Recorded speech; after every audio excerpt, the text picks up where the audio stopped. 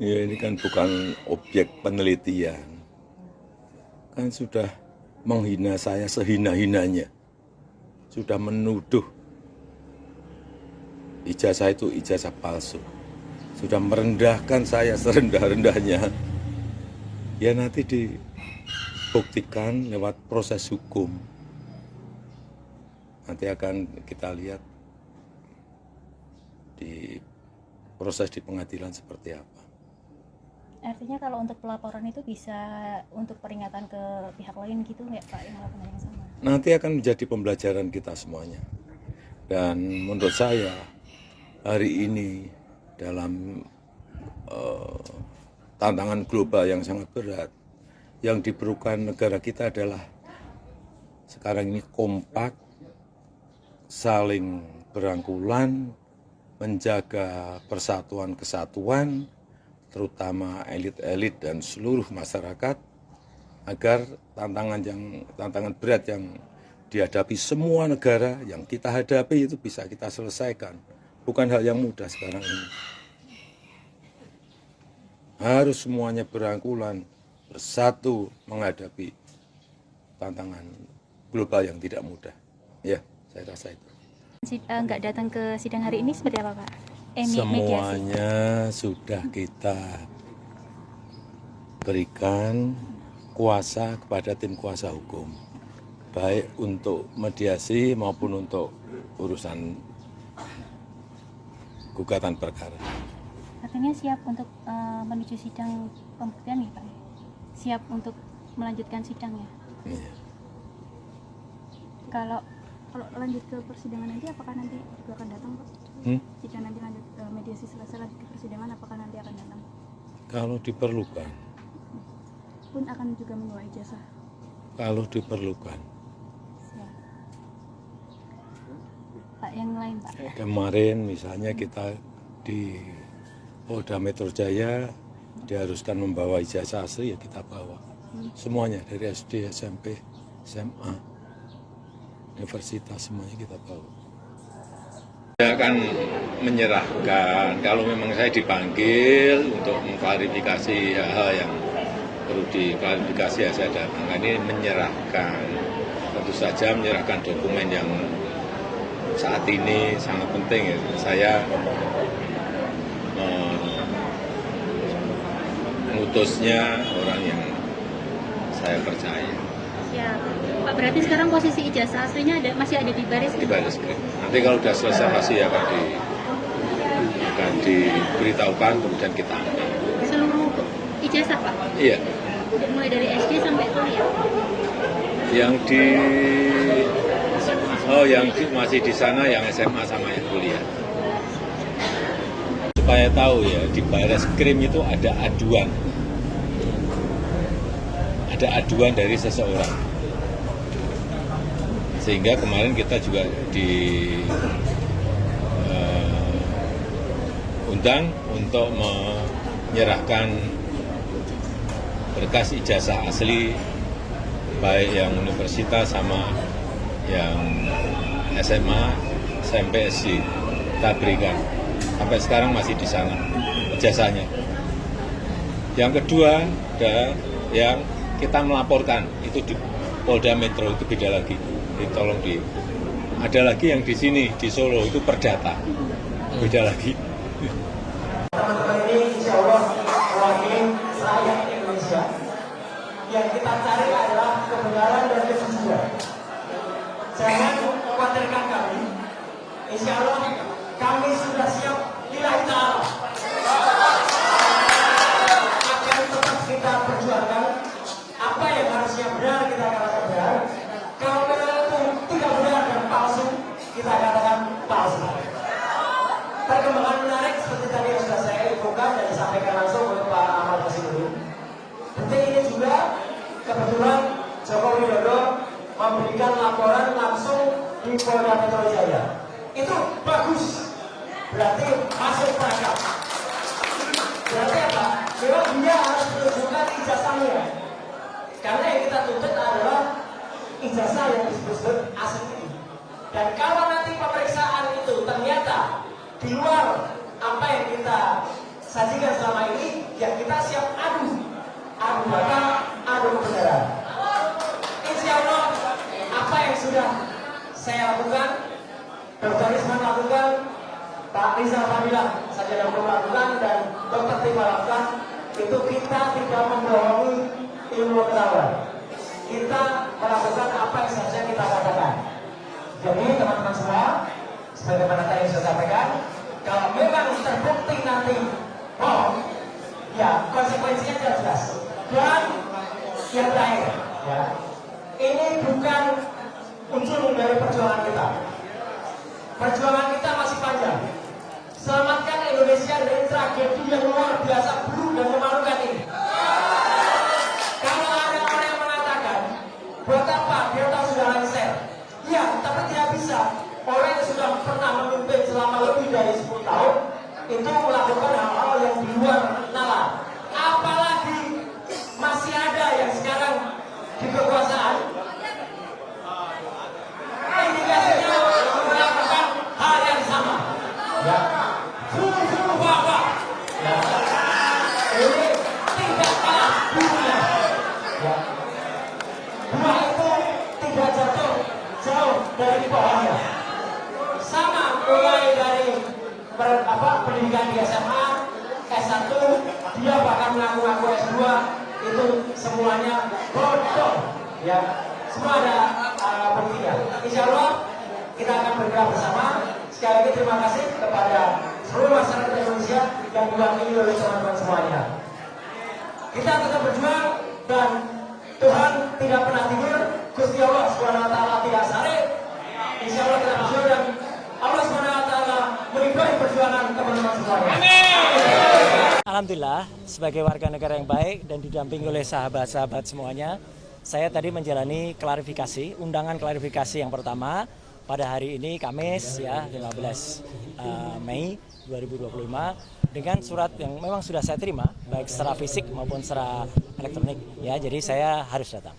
Dan saya memang juga menyayangkan gitu karena ada beberapa yang sudah disebut-sebut namanya ya, tapi kasihan yang bersangkutan seperti Pak Abraham Samad ya, namanya udah disebut bahkan dikatakan mangkir, padahal yang bersangkutan belum terima surat gitu loh. Itu kan sebaiknya sistem persuratan atau administratif di Polda Metro Jaya lebih baik diperbaiki lah gitu. Jangan sampai kemudian mengorbankan teman-teman yang sudah disebut-sebut tapi ternyata belum ada, termasuk juga Bang Resmon ya, sudah disebut-sebut tapi ternyata belum ada suratnya. Nah, jadi klarifikasi saya tadi alhamdulillah berjalan cukup lancar dari jam 10 sampai dengan ini di break jam 12. Saya apresiasi kepada Polda Metro ya karena memberikan kita kesempatan yang sangat baik untuk melakukan sholat zuhur bersama-sama, dan saya tadi bisa ikut di sini dan juga nanti kita diberikan waktu untuk kemudian lunch gitu. Nah, saya sendiri tadi ya sudah sampai pertanyaan ke-24 ya gitu, dan sudah sampai ke pertanyaan-pertanyaan yang lebih banyak soal identitas tadi gitu. Karena ketika ditanyakan yang lain, saya strict dengan Polda Metro ya. Polda Metro memberikan saya surat undangan untuk peristiwa tanggal 26 Maret tahun 2025 ya. Harusnya itu pertanyaannya. Jadi ketika ada pertanyaan yang lain ya saya keberatan untuk jawab. Itu hak loh ya. Hak warga negara sesuai dengan Undang-Undang Dasar 1945, itu hak yang paling hati untuk kita menyampaikan apakah undangan atau pertanyaan itu sesuai dengan enggak. Ketika pertanyaannya tidak sesuai dengan suratnya ya kita harus menyatakan keberatan. Yang kedua adalah lucu, dalam undangan itu tidak ada juga siapa terlapornya. Padahal kan sudah disebut-sebut di mana-mana sudah ember tuh ya. Lawyernya mengatakan terlapornya adalah ini. Tapi dalam surat itu nggak ada. Jadi kalau dalam surat itu nggak ada ya kita nggak wajib gitu melakukan klarifikasi. Pelapornya ada Joko Widodo ya. Pasal-pasalnya banyak banget gitu ditulis. Tapi terlapornya nggak ada. Nah, terlapor ini penting ya teman-teman. Jangan asal mau kemudian diambil keterangan kalau ternyata terlapornya itu saudara kita sampai dengan 3 tahap. Kita nggak wajib memberikan karena bisa jadi kita nanti nggak diakui keterangan kita karena itu saudara. Apalagi yang terlapor itu misalnya kita sendiri ya. Jadi kita nggak usah ngasih jawaban karena kita berhak untuk diam, berhak untuk tidak memberikan keterangan kalau memang itu tidak tertulis. Jadi terlapornya tidak ada.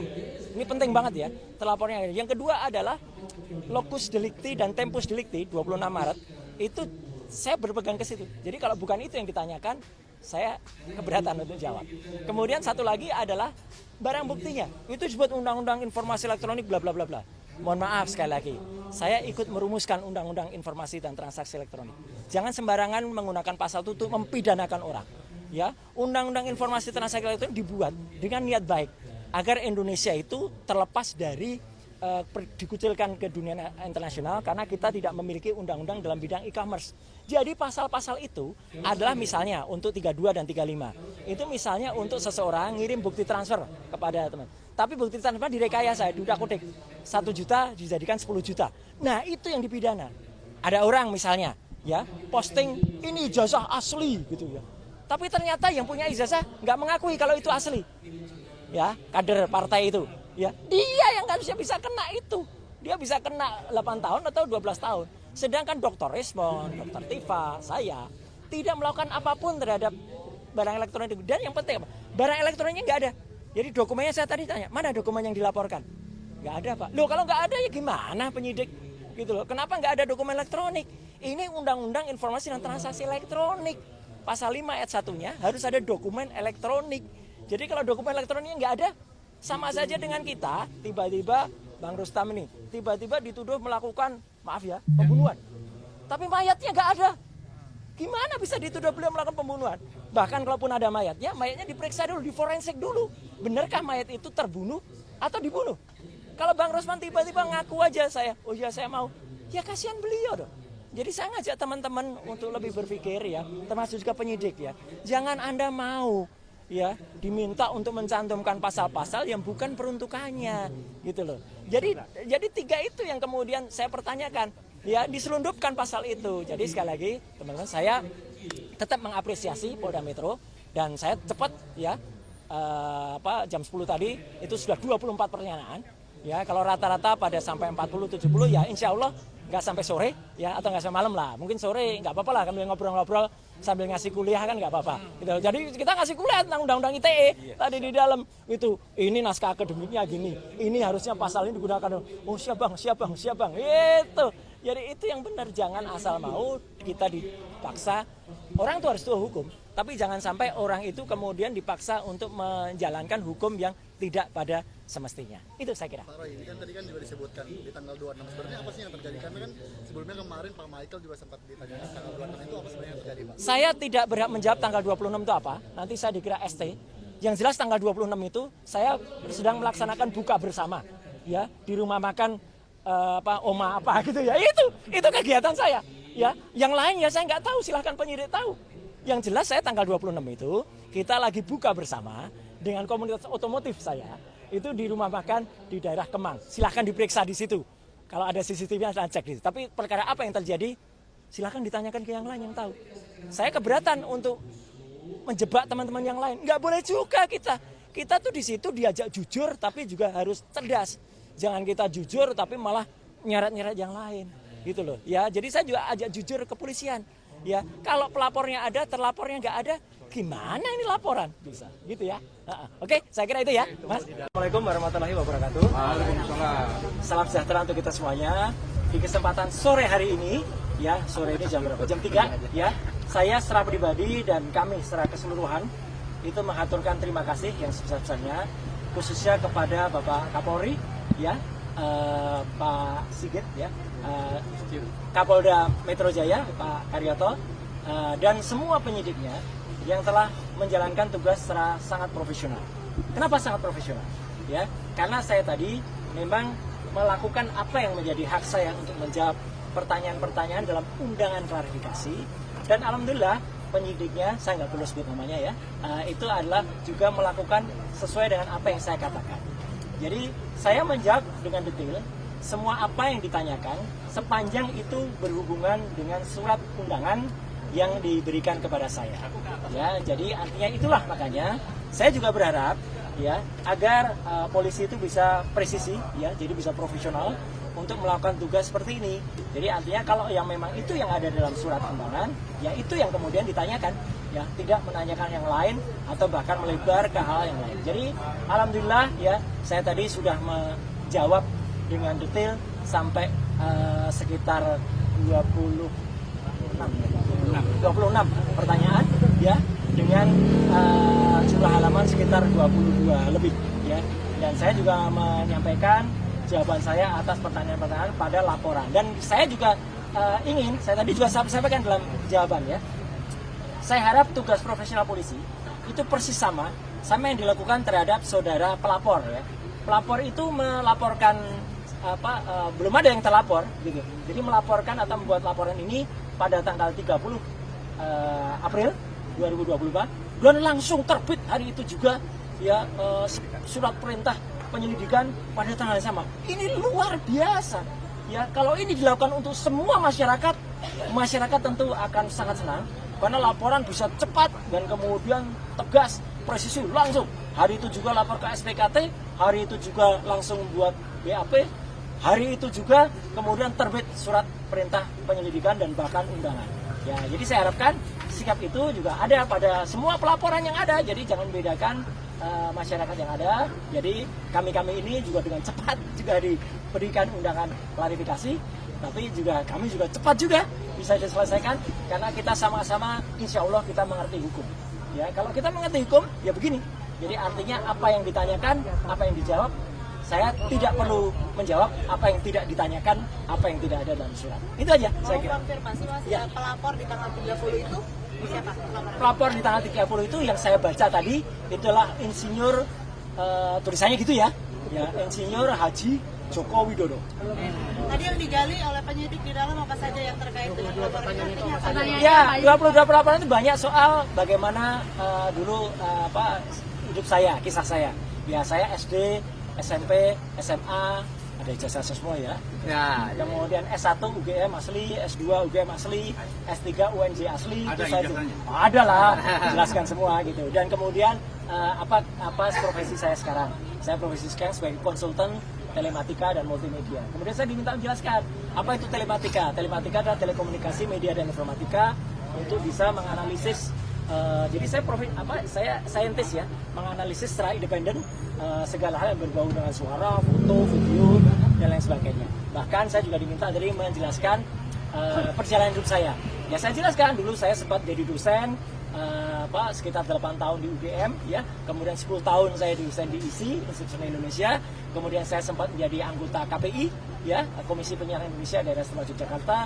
Saya sempat juga masuk sebagai anggota DPR Komisi 1, komisi yang menangani undang-undang ITE, undang-undang keterbukaan informasi publik dan lain sebagainya. Dan kemudian saya sempat membantu Presiden SBY menjadi Menteri Pemuda dan Olahraga di tahun 2013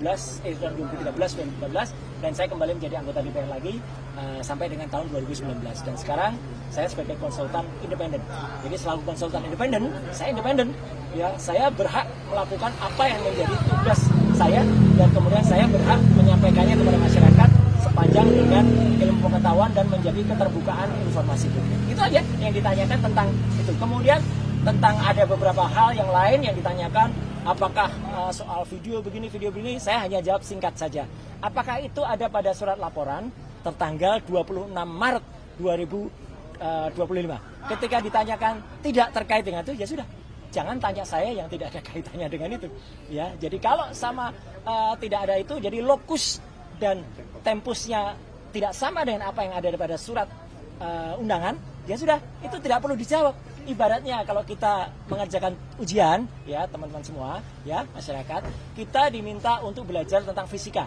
Ternyata nanti pertanyaannya soal kimia, ya jangan dijawab. Uang kita tugasnya adalah menjawab soal fisika. Jadi itu sama cerdasnya. Alhamdulillah tadi penyidik juga cerdas. Siapa? Jadi kalau Bapak tidak menjawab, saya tidak menolak jawaban. Tapi saya keberatan dijawab, ya sudah. Artinya clear semuanya. Kemudian itu ada poin-poin sehingga saya juga tidak menyiksa teman-teman untuk harus menunggu sampai tengah malam. Ya, saya juga tidak menyiksa penyidik dan pembuat laporan. Saya harapkan juga tidak menyiksa masyarakat. Ya, gitu. Dengan membuat laporan-laporan yang tidak ada gunanya atau tidak ada manfaatnya ya bagi seluruh masyarakat. Saya kira itu. Video yang tadi dipertanyakan video apa sih? Video yang tadi dipertanyakan ya karena saya nggak lihat lagi karena saya dipertanyakan nggak ada hubungannya dengan itu ya nggak perlu saya jawabkan. Itu. Ada pertanyaan lain mungkin yang substansi yang terkait nggak ada karena video itu? Karena yang terkait dengan surat laporan itu ini harus jelas ya teman-teman. Jadi ini clear banget ya. Ini clear banget. Jadi LP itu ada pelapornya, tapi lucunya nggak ada terlapor. Sekali lagi ya, tidak ada nama terlapor.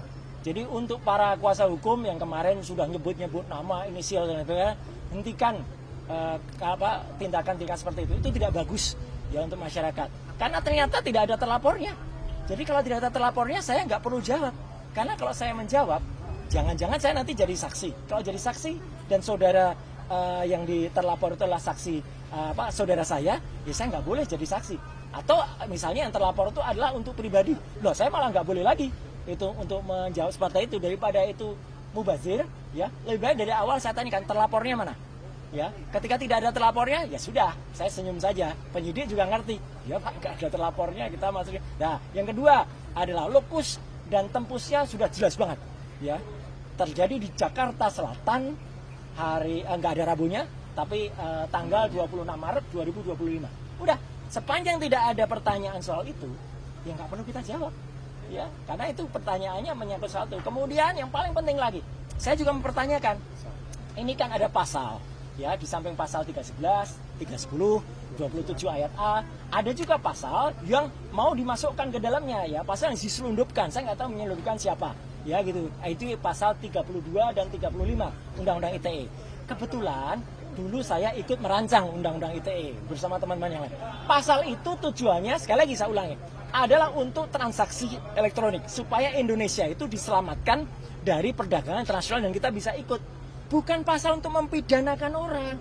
Jahat sekali kalau ada orang menggunakan pasal itu untuk mempidanakan seseorang. Kayak dulu kasus Mbak Prita Mulyansari. Jahat sekali.